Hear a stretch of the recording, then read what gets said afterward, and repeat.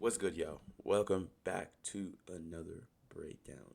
This breakdown is of a trade that I caught on Friday. It was a banger. Trust me, I could have caught way more. I left a lot of money on the table.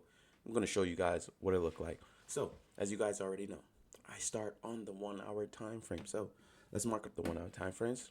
My areas of interest on the 1 hour time frames are here. I always make them purple. So, if you do watch it, it's always in purple. Purple. Boom, we got here. One area of interest. Another one right here. Make that more accurate. We can even make it right here if we want to. I'm going to just make it right there just because it gives a better representation of the area.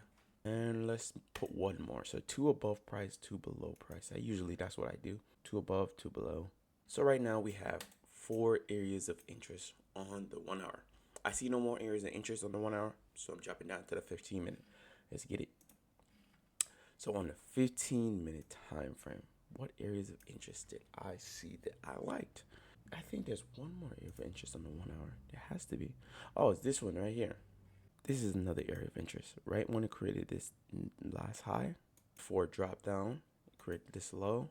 This is another area of interest. But let's see if I can mark that up better on the 15-minute. On the 15-minute, yes, it is definitely clearer. So I'm just going to mark it up on the 15-minute.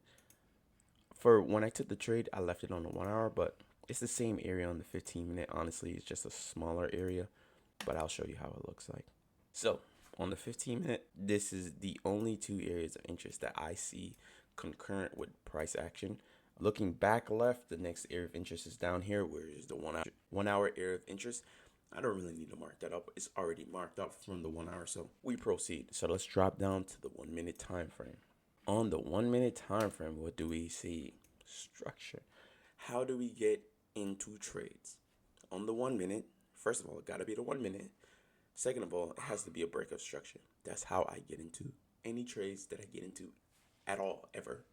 So it has to be in the area of interest on the 1 minute break of structure. That's how I get into the trades. So it could be a 1 hour area of interest or a 15-minute area of interest, but it has to be an area of interest. Then I drop down to the 1 minute, look for structure. When I see structure, look for the break of structure. We're into the trade. I hope it's simple. It is simple, super simple, but let us proceed. As you can see, during London session, we had a lot of noise right here. There's just a lot of noise, just a lot of consolidation. But what you can also see, all the consolidation formed around the area of interest. So you can see this area of interest is definitely great. But why? Because price has stayed there for hours and hours. So you can count the hours. It's probably from 3 o'clock to all the way till 8 o'clock. So that's about 5 hours right there. That's been at the same area. And we're looking for this area of interest to still continue to take a trade from. So let me show you the break of structure, what I was looking for. So this is the break of structure that I was looking for. If you see this, the low, we created a high, back into the area of interest, created a low, and then we made another high, back into the area of interest. That's all I needed. That's my structure right there. And then from there, I'm already looking for a trade. Now it's almost 9 o'clock. You can see the time is 8:59. So as soon as 9 o'clock hit, now I'm open to take trades, right? Now this is the time that I'm open to take trades. So I only trade between the hours of 9 and 11. No time difference. Just 9 and 11. That is it. So let's fast forward the clips down. So this would be my stop loss would be up here. So let's put this green box so you guys can also see it illustrated in colors. So I have this fib. If you guys want to learn how I create this fib, just DM me, write it in the comment section, whatever. I'll show you guys how I catch it. But I was aiming for a TP3, TP3, 3.2 on this trade is what I caught. But I left a lot of money on the table, I promise you. There was a lot of money that was left on the table. It is what it is. I took what I could get from the market, and I'm happy with the profits that I made. I made roughly around $320 on the trade, so I'm happy with the results of the trade. So this is where I would get in. If you fast forward, boom, I got tapped in at 9:02. So from 9:02, let's see how long it takes for TPs to get here. I was trying to get TP3. Let's see how long it took. So 9:02, 9:03, 9:04, 9:05, 9:06, 907, 908, 909, 910, 911, 912, 913, 914. So from 902 to 914, which is roughly around 12 minutes, it took to hit TP1. So it took 12 minutes to hit TP1, right? So we're at what, 914 now. 915, 916, 917, 918, 919. So from 914 to 919, what is that roughly around 5 minutes? So another additional 5 minutes, TP2 is hit. So at this point, I already moved my stop loss to break even because I'm already up 2 times my risk. I definitely do not want to have any risk on the table anymore. So my stop loss was a little bit above break even. I'm probably making about $50 where I put my stop loss. So even if it came back and stopped me out, I still was walking away a smidge of profit, but I was still ultimately aiming for TP3. So what time are we at now? 9:19, 9:20.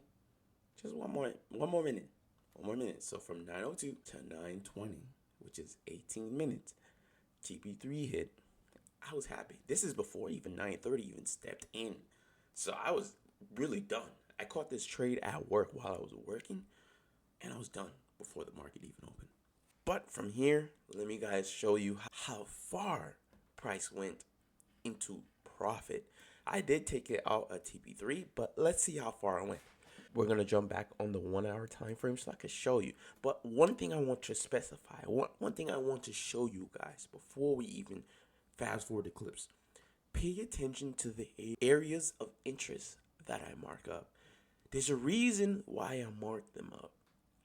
I marked these areas of interest up for a reason because these are the points of interest or points of areas that market decided to continue in one direction or the other. It may have stopped and then it continued. It may have found support or it found resistance and then continued, broke higher, broke lower. So this is all based on structure. So now let's fast forward the clip. As you can see, TP4 is here. It went all the way down here, so that's already like TP10. But let's fast forward the clips. Boom. Ooh-wee. To this area of interest. I marked this up before it even went there. But let's fast forward just a little bit more to show you what the end of the day looked like. It didn't even pass that area of interest. So I left a lot of money on the table. I got TP3. It could have went to TP50, right? But let's show you. See, for the rest of the day, it stayed just literally right there. I mark up these areas specifically for a reason. I want you guys to pay attention to why I mark these up. Watch the course. Watch my YouTube. Figure out the strategy. I try to give it to you guys plain and simple as easy as I can, but I can't spoon feed you. So if you want the information, it's really there. Just look. But thank you guys for showing up to another breakdown. Till next time. Peace.